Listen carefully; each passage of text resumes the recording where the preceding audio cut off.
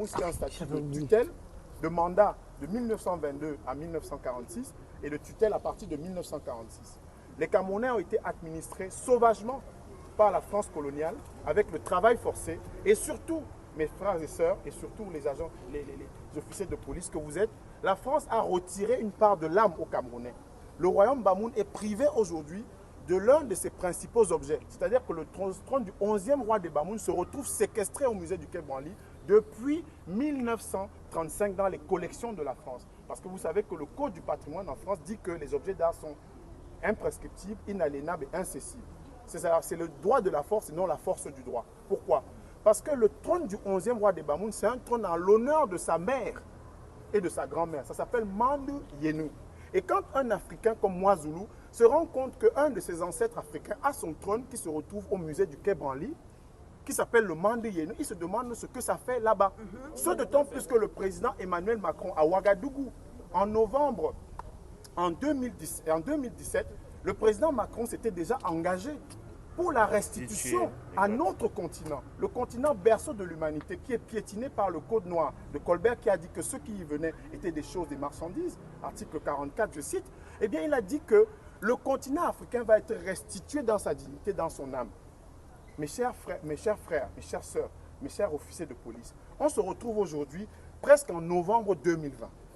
Monsieur Felwine Sarr, économiste, un de nos frères d'Afrique, fondateur des ateliers de la pensée avec Achille Mbembe à Dakar, et Madame Bénédicte Savoie, qui est spécialiste d'histoire de l'art, ont remis au président Macron un document, un rapport sur la restitution à l'Afrique de ses biens. Et on a même accepté parce que quand un voleur vous prend votre objet, vous ne négociez pas.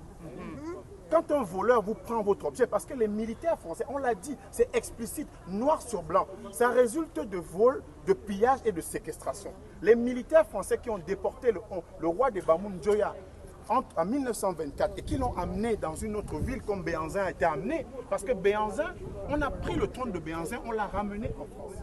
On a pris le trône de Béhanzin.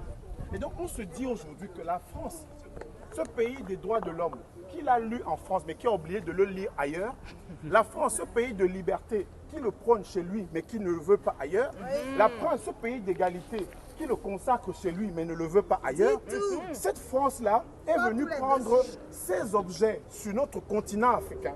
Et c'est devenu la propriété du musée du Quai Branly, Jacques Chirac. Comment ça se fait?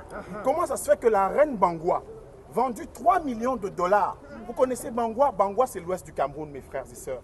L'ouest du Cameroun, c'est comme beaucoup de régions Cameroun pauvres. Et on retrouve la reine Bangwa au Quai Branly aujourd'hui, 3 millions de dollars. Ça fait 3 millions d'euros, 2 milliards de francs CFA. Vous imaginez que ça peut transformer Bangwa correctement? Parce qu'avec 3 millions d'euros, même dans une commune française, on change la vie des gens.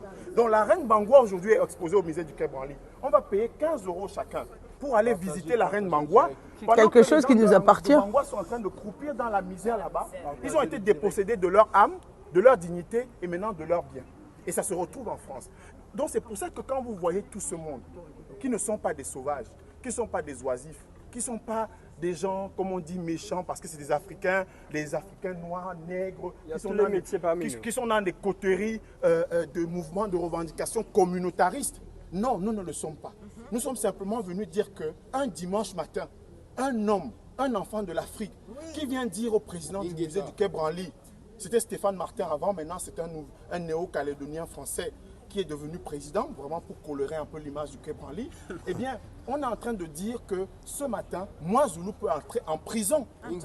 Moi, Zoulou peut aller en prison, alors que les masques Pounou, les masques Tchokwe, les masques Bamoun, les masques Kom, les masques Mboshi, les masques Zoulou, les masques Glélé, les masques Dan, qui ont inspiré Picasso. Quel est ce pays où Picasso est le plus grand peintre de l'histoire de l'humanité? Et c'est grâce à l'Afrique que Picasso est devenu Picasso. Mais pourquoi vous voulez envoyer notre frère en prison au lieu de lui dire merci? Comment on envoie moi Zoulou en prison au lieu de lui dire merci? Comment Braque, comment Cézanne, comment Matisse, comment Derain, Vlaminck et Derain sont deux amis. Vlaminck a découvert à Argenteuil dans un bar à Argenteuil, dans ce pays, la France, le pays des droits de l'homme, Vlaminck et Derain. Vlaminck découvre un objet qui a été pillé par des militaires français en Côte d'Ivoire. Ah oui. Des masques d'âme. Et Vlaminck, prend. Continue, mon Vlaminck prend l'objet d'art africain dans de Côte d'Ivoire et il amène chez son jeune frère Derain qui a 20 ans à l'époque. Et Derain commence à devenir un grand peintre français grâce au masque d'An de Côte d'Ivoire. Et Mwazoulou va aller en prison au lieu que les descendants de Vlaminck et de Derain disent merci aux ancêtres de Mwazoulou, l'applaudissent dans les rues de Paris.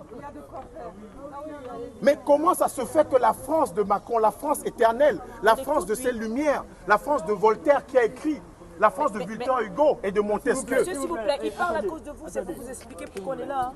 Voilà, comment ça se fait que cette France-là, veuille mettre notre frère, notre fils, ce descendant des Mabéas.